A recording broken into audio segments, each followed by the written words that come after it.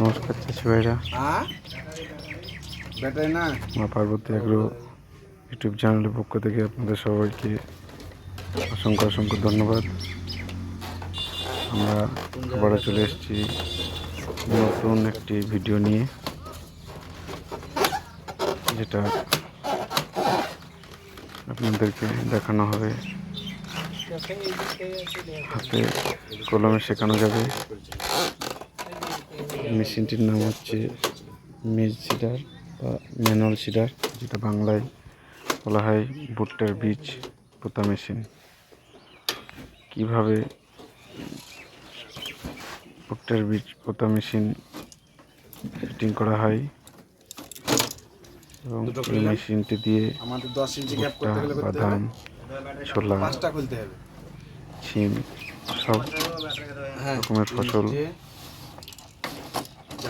এদের বীজ পোতা হবে, পোতা যায়। ভুট্টার যে একটি বীজ থেকে আরেকটি বীজের গ্যাপ, সেটা কিভাবে করা যায় সেসব দেখানো হবে।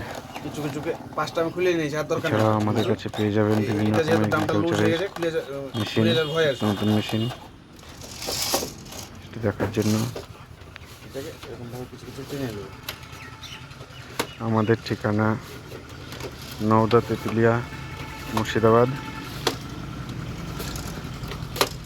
স্ক্রিনে দেওয়া নাম্বারে আপনারা যোগাযোগ করবেন যে কোনো মেশিন কেনার জন্য এবং যে কোনো সমস্যা, যে কোনো সব রকমের জানার জন্য। আমাদের হোম ডেলিভারি ব্যবস্থাও রয়েছে। নমস্কার, ধন্যবাদ। হ্যালো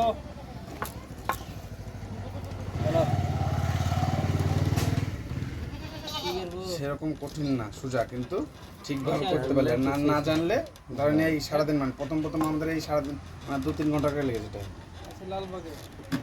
হ্যালো, মানে প্রথম বুঝতে পারিনি, ঘুরিয়ে গেছে।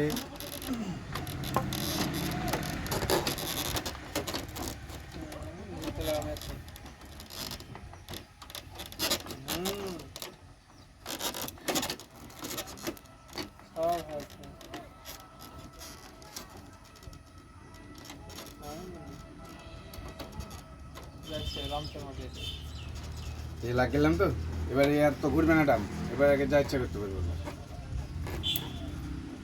ব্যাস কমপ্লিট এটা।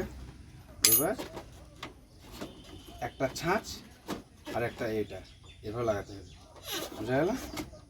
এবার ছাঁচটা কিন্তু আমি গ্যাপে গ্যাপে দিয়ে দিতে পারবো। না, এই স্ক্রু দরকার তো, লক সিস্টেম লেগে যাবে অটোমেটিক।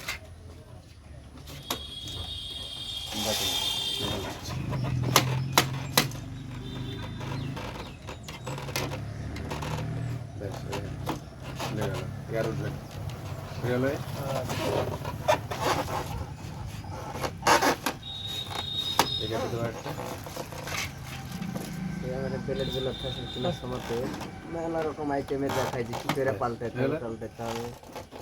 কিছুই নাই, রায় মারা কিনলো তখন রায় কেউ শস্য মারা দা, শস্য আর কেউ মারবে না কেনার পরে।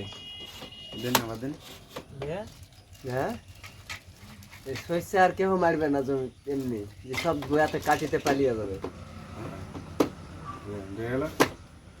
দেশে আমার মারতে লাগলো, তারপরে মানুষের কি দেখা দেখলে দেখতে দেখতে সেই মেশিন, এবং এখন আর কোনো গল্পই নাই দেখা টেখা, সবকিছু তাই নতুন নতুন জিনিস মানে। হ্যাঁ,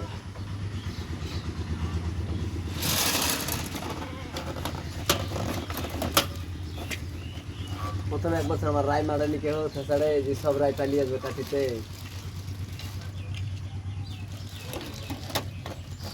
ব্যাস বুঝলো?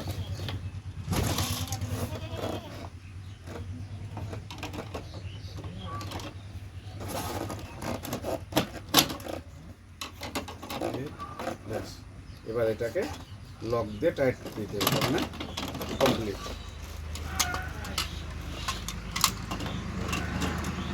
এইভাবে এটাকে ঢুকিয়ে দেবে দাঁতটা এর মধ্যে, বুঝলে? প্রথমে থেকে ঢুকিয়ে দিলাম, এবার এটাকে এইভাবে স্ক্রু দিয়ে টাইট, তাহলে ফিটে যাবে। এবার এই টাইট হয়ে গেল মানে আর কোনো জায়গা খুলবেন না। বোঝা গেল? এবার পারবেন তো নিজে নিজে? হ্যাঁ রাম রাম মিস্ত্রি আপনি। না এটা এটা না হলে এর জন্য আবার হয়তো হ্যাঁ তো কোনো কিছু আসতে ব্যাপার হবে, না, না হলে অনেকটাই দেখার আছে। এটা তো লাগাইতে হবে। লাগিয়ে দেবো, এইটা লাগাবো। ওটা না লাগালেও চলবে, ওটার সাথে কোনো এলে তবে একটা ঢাকনা হ্যাঁ লাগিয়ে দেন। লাগিয়ে তো দিতে হবে। এবার গ্যাপটা কত ইঞ্চি হলে 10 ইঞ্চির, যদি বলেন স্কেল দিয়ে মেপেছি দেখুন 10 ইঞ্চি হবে। মাপ তো আছে। যদি কম করে দিলে কম করলে 7 চেঞ্জ করতে হবে। এগুলা এটা 7 নম্বর লাগালাম তাই তো, মানে 7টা দাঁত ঢুকলো। হ্যাঁ এখানে দেখেন 8 নম্বর আছে, তাহলে একটা দেখবে নাকি? এখানে কয় 9 নম্বর, মানে 9টা দাঁত লাগবে। 9 নম্বর লাগালে তখন গ্যাপ ছোট হতে আসবে। 8 নম্বর মানে 8টা দাঁত, মানে গ্যাপ আর একটু ছোট হলো, তখন মোটামুটি 8টা মানে 10 ইঞ্চি 8 ইঞ্চি হবে। বোঝা গেল? হ্যাঁ 9 লাগালে তখন আরো 6 ইঞ্চি বা 7 ইঞ্চি এরকম দাঁড়াবে। মানে 10 ইঞ্চি আছে তার মানে আরো কম। 10 ইঞ্চি মানে আরো কম। ওগুলো ওগুলো তখন ওই সিম, বাদাম, লাফা এসব লাগানোর জন্য। কোম্পানি সবটাই ভাইবা পাঠায় যে কোনো জিনিস। হ্যাঁ সবটাই মুখে ঢালছে কমেও তৈরি করেছে বুঝলেন? হ্যাঁ, তার কতটা ব্রেন। ভবিষ্যতে রোটার চালাতে হবে জানে।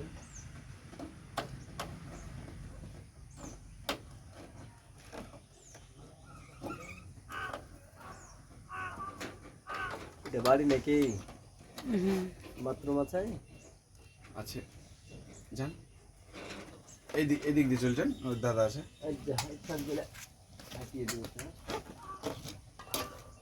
এই ধার দিয়ে চলছেন।